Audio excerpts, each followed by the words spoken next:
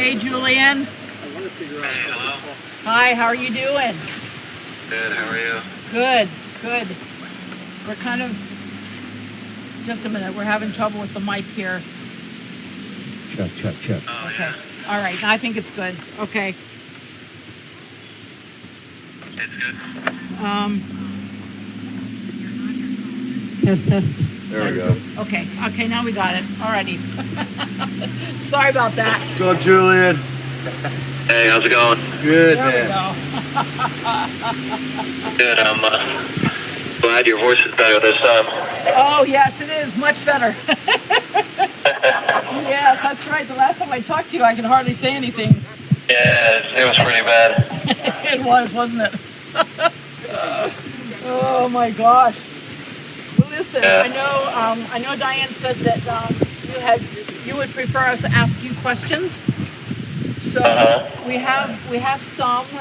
If there are questions that you don't feel comfortable answering, let us know.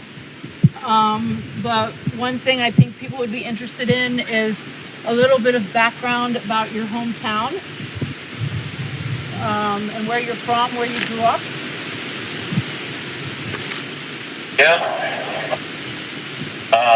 Yeah, so I was born in New Jersey.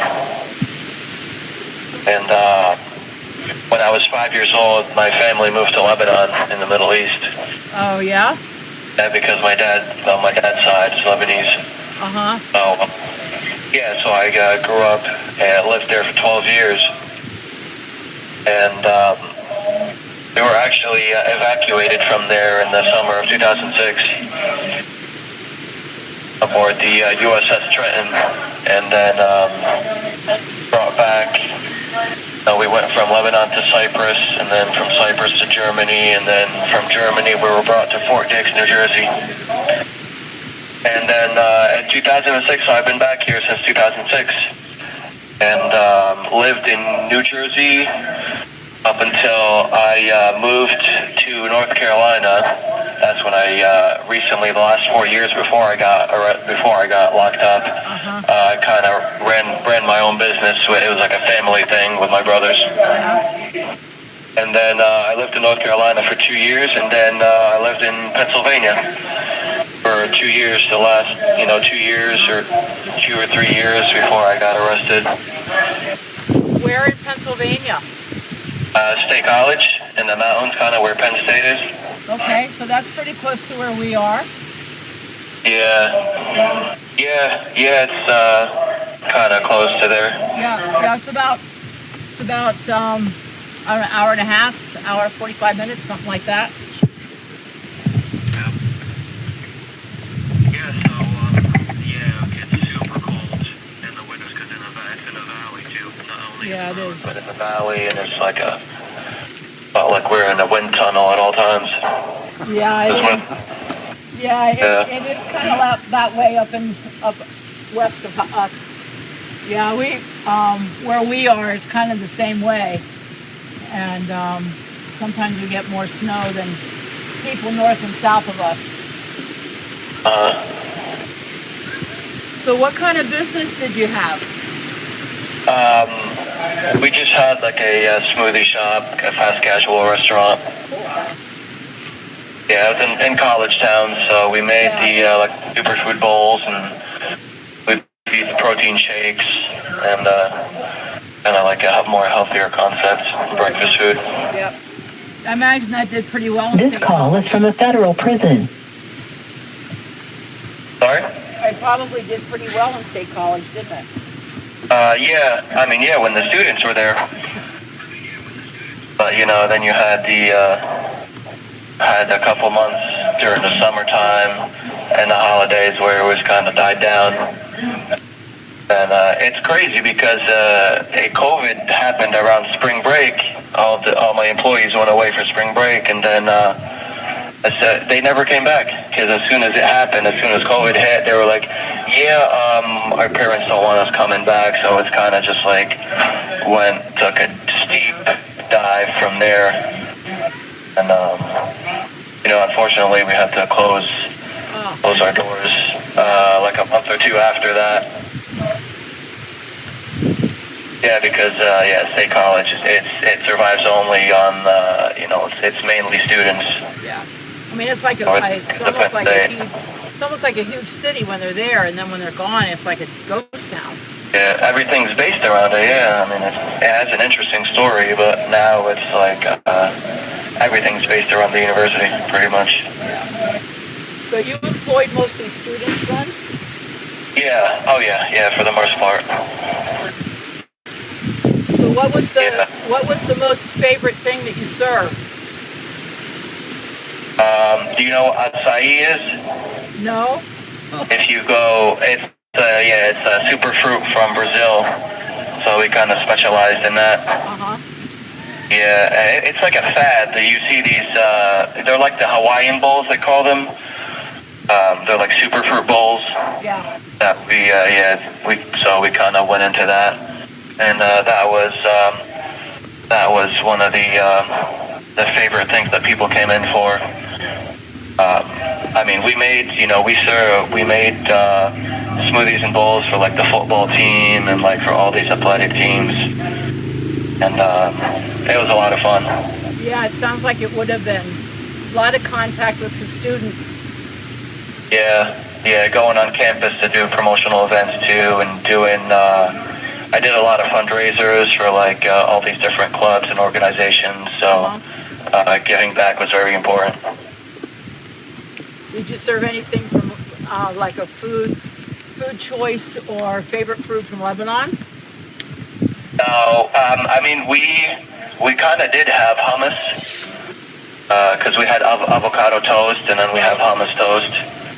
So I guess that was kind of the closest thing. Yeah, that we did there. Other than that, not really. Well, I'm sorry that you had to close. It sounds like that it was a pretty popular place, especially for the students. Yeah. Now, what are your plans after you are released? And I know that probably is not going to be soon, but what are you going to try to reopen a shop? I don't know about that. I'm not really sure about that. I'm just kind of taking things one day at a time right now. God willing, I hope to write a couple books. Yeah. I want to write one about, my whole journey, and, maybe one about January 6th and about my journey in here in the prisons. He's writing now. And then, and whatever else happens until my out date is 2026, depending on what happens with Donald Trump when he comes back, if he doesn't come back, if he comes back. Right. I'm just taking it one day at a time. Now, are you writing the books now? Are you trying to put stuff together now? I wrote a lot in D.C. Because we were in solitary confinement for a long time. Right. So I was writing a lot more in Washington, D.C. It kind of helped me too, going through that kind of time mentally, and so I wrote a lot more in D.C. But here I try to write once or twice or three times a week. But mostly it's going to be about D.C. and how that, completely transformed me as a person. The things that I can't believe people are still there. Like, people are still having to endure those conditions. Yes, they are. They are, and there are more there now than there had been recently. All the guys that were in Lewisburg, except one, were sent back to D.C. I don't know, there might be 25 or 30 guys back down in there now. When I left, we were down to like 22. Yeah. Did the guys from Lewisburg come back yet, or had they not? Sorry? Had the guys from Lewisburg come back at that point, or did they? No, I left before the Lewisburg guys came back. Because they had, the highest number in Lewisburg was 18, and there's all but one, so 17 came back. Okay. And so I imagine there are probably about 30 guys there now. Yeah, the most we ever were, I believe, was like 44 or 45 people in there. Yeah. At one point. So are you getting commissary? Are you getting commissary pretty consistently? Yes, yeah. I mean, the commissary here is... This call is from a federal prison. The commissary here is kind of terrible. They're closed like every month. They're closed like 2 weeks out of the month, and they're always out of stuff. So there you have to wait for like 2 hours. But I get, you know, I get what I need every month. So I'm Okay. grateful for that. Yeah. What kind of activities are you involved in, or do they have for you to be involved in there? There's a lot. There's a lot here. I took a guitar class recently. Good for you. For fun. Yeah, and we play tennis a couple times a week. Uh-huh. Yeah, that's great. So like I told someone before, but I'm at a medium security facility. Uh-huh. So there's a lot more politics than there would be at a or a camp. Uh-huh. So it's kind of like there's different cards here. There's like the black card, and there's the white card, and there's the Mexican card. So, and just like, it's like different cards have different things. Like the whites have the tennis court, so we play tennis. Uh-huh.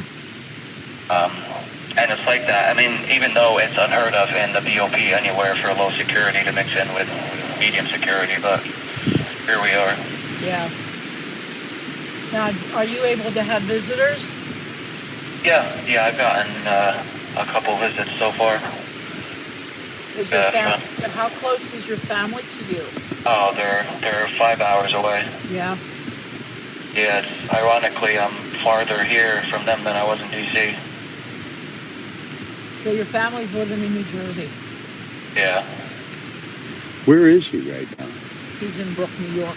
Oh, New York. Ray Brook. Yeah. Yeah. Yeah, oh, pretty much on the border of Canada. Oh, is it that far north? It's like, yeah, upstate, very upstate New York. We're by Lake Placid. We're by Lake Placid. Oh, okay. Yeah, we're right by Lake Placid. I wasn't sure exactly where it was located. When somebody said it was upstate New York, I was thinking more western, like Yeah. Lake Ontario area. I didn't realize you were that much further north. Yeah, we took a bus from Lewisburg to here, where it was like 6 hours. Yep, I would imagine. Yep. And, so, Are there any other J6s there with you? no, unfortunately not. Only one. Yeah. Yeah, it's funny because, everybody kind of knows me because I'm the only one here. Yeah. Another question that we've had is, do you like to read, and are there any books that people who are watching the live stream could send you? There's a whole library here, and I have a bunch of books, but I actually just got a screen for this program that is supposed to hopefully take a year off my sentence. So Okay. I might be transferred as soon as I'm designated and they know where I'm going. I might be transferred out of here, so I would just hold off on that because I don't want them to send them and then just have the books be returned if I'm not here anymore. Right. So hopefully going somewhere closer to home, but I don't know where I'm designated yet. Okay.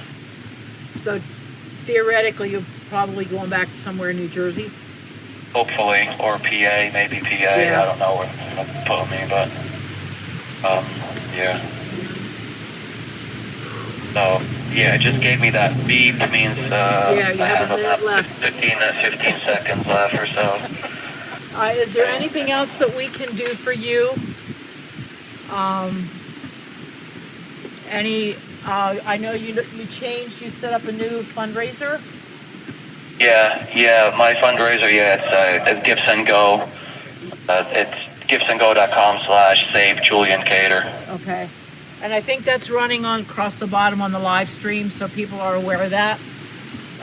So that's one way you all can help him is to contribute to his Gifts and Go. And so I do have a letter partially written for you. I just haven't gotten it finished yet. So I'm hoping to get that done this weekend, and I'll get it off on Monday.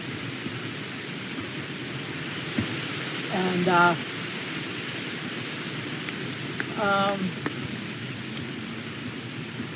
so I guess just God bless you, Julian, and thanks for standing for us, and that's why we're standing out here for you.